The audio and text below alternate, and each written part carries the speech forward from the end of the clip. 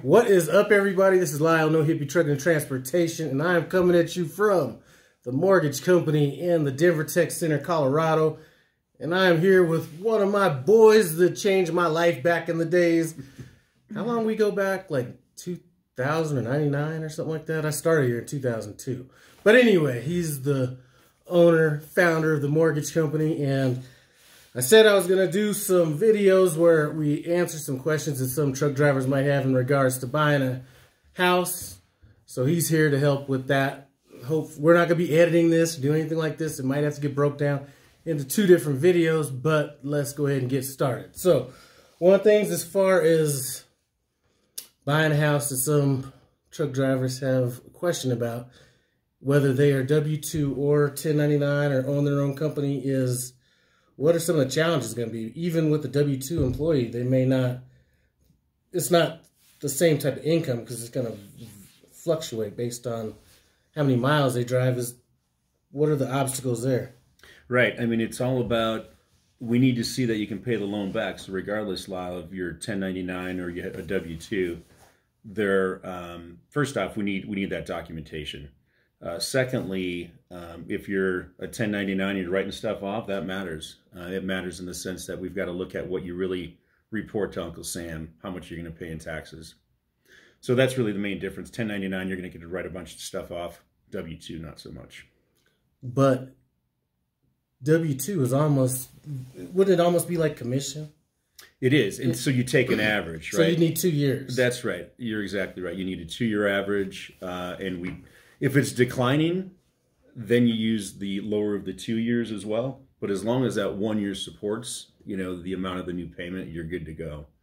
Same thing with W-2s. You're going to look at if it's declining income, that they will take the average. But if it's getting worse, they're going to remember that and assume it's going to continue to get worse. So just to get back on that, if you are a 1099 or if you're a business owner, let's say you're leasing with Prime or wherever, and you're writing off a whole bunch of stuff on your taxes, you can't have it both ways.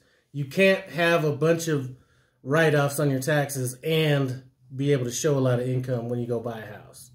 That's right. Sometimes you're patting yourself on the back for not paying a lot in taxes, and then you might be kicking yourself because you got a little too aggressive. Now, another thing is a lot of these guys are nomadic. So they might actually live in a truck. Does that mean Alaska? Nomadic? Or? No, I mean nomadic. Like they don't have actual residence. You know what I mean? Got it. I mean, they might have an address they use or something like that. Yeah. So let's say that somebody has an address on their driver's license or whatever, and that could be California, but they want to buy a house in Tennessee. Is that going to be looked at like a primary residence, or what are they going to have to overcome when it comes to proving residence? It's all about a letter of explanation. It's all making sense to it. I understand nomadic, you're on the road constantly, and that's not too untypical, I guess, in your industry. So as long as you can explain it and it makes sense, you can call it an owner-occupied property, but you better be able to document that, or else there's going to be lots of questions, and it could be some occupancy issues that would prevent it from getting approved. Now, I've always been about the mortgage. A lot of these guys are saving up a ton of money. Some people are like, well, I'd rather just go ahead and save all the rest of it and pay for it cash. And I'm telling them that you can't outsave appreciation. It's almost like by the time you save up the money, the house is now worth more. So, I mean, as far as down payment goes, typical mortgages, you could get FHA, VA. Right. All right. So yeah, you can get VA loans, and you know that. I mean, you're a vet, Lyle. 0% down. FHA is 3.5% down, and the conventional is 3%. And that's one of the biggest fallacies, or just people just uncertain, is they think you need 20% down to buy a house. That's not the case at all. There's just a zillion programs. The key is to prove that you can pay it back and prove that you're making your payments on time, and that means having reasonable credit. You don't know until you get that credit report pulled though.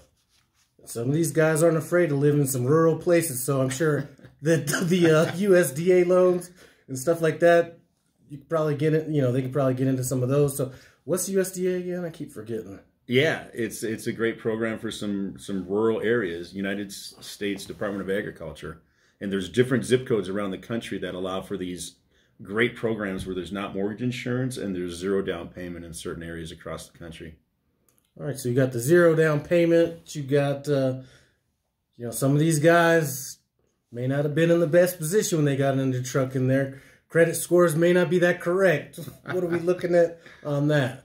Yeah, 580. I mean, we can go down to that low, you know, and sometimes there's certain requirements and that changes throughout. But today, if you have a 580 credit score, you can get into a property. All right. Another question I had was somebody has a FHA loan in one place, wants to know if they could buy a house with another FHA loan. I remember there being some kind of a stipulation to that, but I don't. What's the deal with that? Can you own 2 properties under FHA?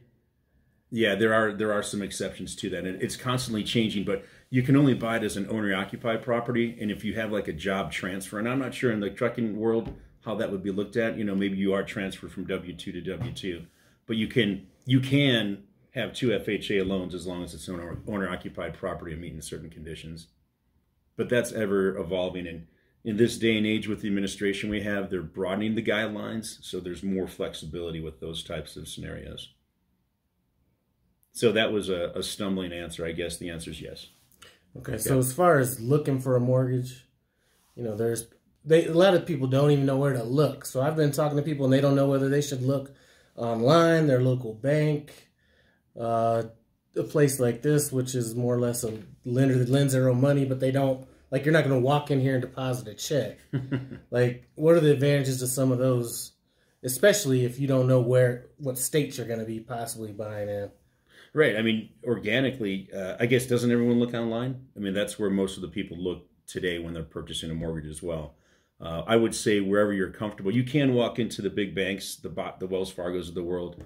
They may or may not have a mortgage person at the facility. You're better off, I think, just looking locally and searching wherever it is that you live or wherever you're going to be purchasing that home.